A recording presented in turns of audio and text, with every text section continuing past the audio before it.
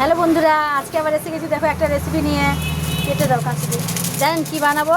পটল পনির বানাবো। এটা কিন্তু অন্যরকম নিউ ধরনের। এই দেখেন, আমি কিন্তু গোটা গোটা পটল লেগেছি, মধ্যখানে কিন্তু এখন সব পটল চিড়ে ভেজে নিয়েছি একটু শর্টকাটে হওয়ার জন্যে। আর পনির কিন্তু আমি এ দেখেন ঘষে নিয়েছি, এটা কিন্তু পনির। এটাও আমি কিন্তু এ দেখুন ঘষে নিয়েছি, যেতে পেঁয়াজ ঘষে তাতে ঘষা হয়ে গেছে, বুঝেছেন। তেল বসিয়েছি টাইমের শর্টকাটের মধ্যে যাতে তাড়াতাড়ি দেখাতে পারি ছোটোখাটো ভিডিও করে। এই জন্য এই দেখুন এটা পটল করে নিয়েছি, এতে আমার এইসব লাগবে।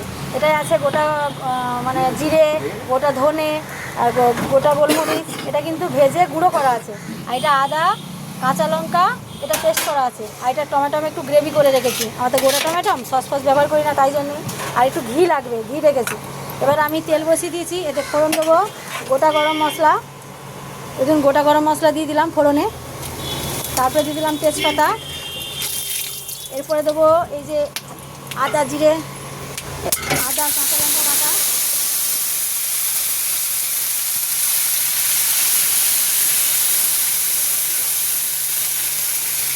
হ্যাঁ এতটা।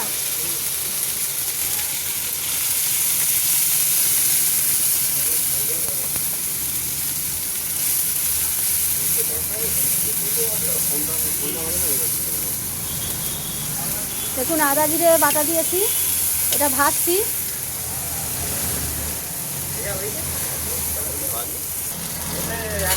দেখুন আদাটা আর আমি কিন্তু এটা একটু মেরে নিলাম, কাঁচা লঙ্কাটা আর আদাটা আমি কিন্তু একটু মেরে নিলাম, জানেন।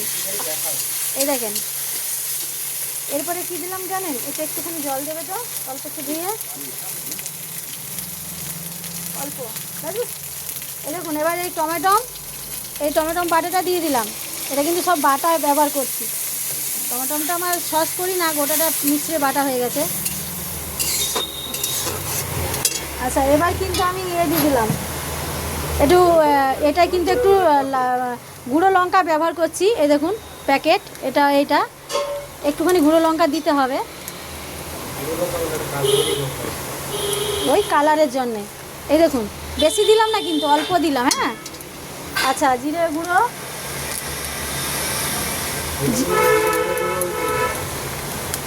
আচ্ছা জিরে গুঁড়োও কিন্তু একটুখানি দিলাম। এই দেখুন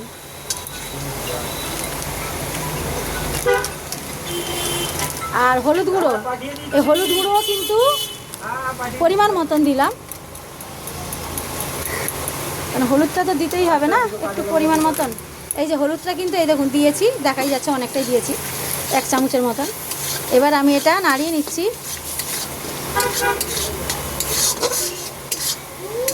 লবণটা দিয়ে দিলাম পরিমাণ মতন, যে অতটা পনির আছে ঘষা, আর এখানে পটল এই দেখুন দিয়ে দিলাম। লবণটা কষিয়ে নেব।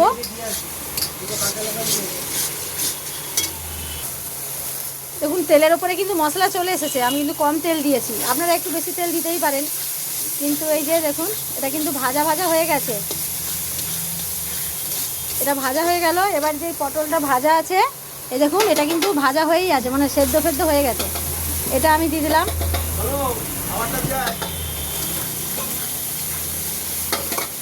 এটা খেয়ে দেখবেন, নিরামিষই পদ, খেতে খুব ভালো লাগবে, দারুণ লাগবে খেতে। পটলটা পিস পিস করে হয়ই, কিন্তু এটা তো এরকম ধরনের তো করা হয় না, মাঝের মধ্যে বাড়িতে নিরামিষ থাকলে এটা করাই যায়, আর খেতেও ভালো লাগে। আর এবার আমি পনিরটা কিন্তু এটা দিয়ে দিলাম।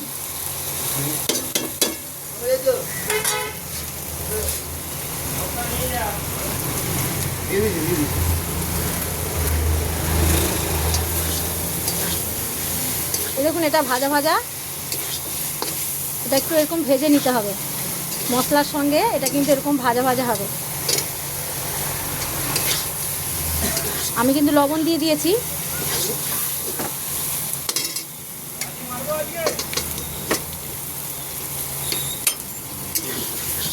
এবার কি দেবো জানেন, এটা কিন্তু সেদ্ধ হয়ে গেছে, তুলে দাও। এ দেখেন অল্প যেই ভাজা মশলা করে রেখেছি না, ওইটা গোটা ধনে, গোটা জিরে অল্প, তারপরে আপনার আমার গোটা গোলমরিচ, এতে কিন্তু এটা গুঁড়ো করা আছে গোটাটাই, হ্যাঁ। এটা 1 চামচ আমি দিয়ে দিলাম।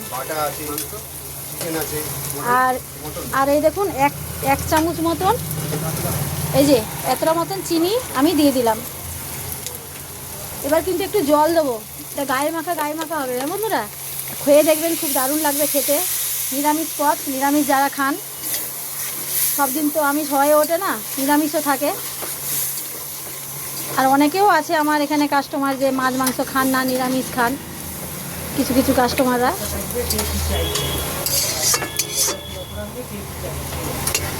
এই দেখুন, এটা কিন্তু এবার একটুখানি ফুটাতে হবে, যেহেতু পটলের ভেতরে। আর এরকমই কিন্তু থাকবে। আমি একটু জল দিচ্ছি যাতে একটু সেদ্ধ হয়েই আছে তেলে ছাকা, তাও একটুখানি তো হবে। আর বুঝেছেন, এটা গায়ে মাখা থাকবে। একটুখানি সেদ্ধ হয়ে যাক, এই দেখুন, দেখেছেন, একটুখানি সেদ্ধ হোক। দারুণ খেতে কিন্তু বন্ধুরা, করে খেয়ে দেখবেন কেমন লাগে বলবেন। আর দেখবেন একটু হোক, আমি তাও দেখাচ্ছি, একটুখানি সেদ্ধ হয়ে যাক, একটুখানি বাকি। হ্যালো বন্ধুরা, এটা কিন্তু আমার রেডি। এই দেখে নাও, পুরো গায়ে কিন্তু তেল, আমি কমই তেল দিয়েছি, কিন্তু দেখেন ওটা আছে তো, পনির আছে না, তেল প্রচুর বেরিয়ে গেছে, দেখেছেন?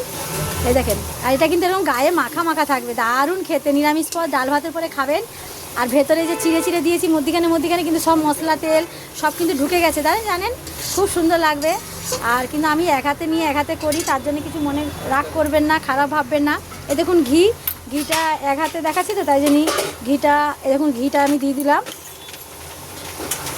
এইসব জিনিস একটু ঘি গরম মশলা দিতে হয়, এগুলো রিলিজ হয়ে যায়, কিন্তু কিছু করার নেই, এটা করতে হবে, দিতে হবে আপনাদের দেখানোর জন্যে। দেখুন ঘি দিয়ে দিয়েছি, এটা একটু নাড়িয়ে নিয়ে একটু ফুটে যাক, পটলের মধ্যে ঢুকে যাক। পটল কিন্তু দারুণ হয়ে গেছে, খেতে খুব সুন্দর। আর একটুখানি গরম মশলা গুঁড়োটা আমি দিলাম, গোটা দিয়েছি হ্যাঁ, কিন্তু তাও আমি একটু গুঁড়ো ব্যবহার করলাম। এই দেখুন, এটা কিন্তু গুঁড়োটা দিয়ে আমি কিন্তু নামিয়ে দেবো। আমার কিন্তু রেসিপি রেডি। সবাইকে টাটা, সবাই ভালো থাকেন, সঙ্গে থাকেন। আর একবার করে খেয়ে দেখেন, ভুল হলে আমাকে কমেন্টে জানান, যদি ভুল করি বা আপনারাও জানাতে পারেন, কেমন করেন দেখাতে পারেন, করার চেষ্টা করব আমি আমার দোকানে, বা আমি শিখবো আপনাদের আশীর্বাদে। এই বলে শেষ করলাম। দেখুন পটল কিন্তু সুন্দর গলে গেছে, দেখেছেন? এই দেখেছেন দারুণ কিন্তু গলে গেছে, এর ভেতরে কিন্তু মশলাও ঢুকে গেছে, খেতে দারুণ মজা। এই একটা পটল পনির খেয়ে দেখবেন, এটা একটু অন্যরকম রেসিপি করলাম। পটল পনির ভেতরে দিয়েও করা হয়, এরকমও একটা বেড দিয়ে করা হয়, অল্পতে হয়ে যায়। এটা আমার দোকানের জন্য আমি করলাম। সবাইকে টাটা, সবাই ভালো থাকেন, সঙ্গে থাকেন। পটলের দুর্বা রেডি, এই বলে শেষ করে দিলাম।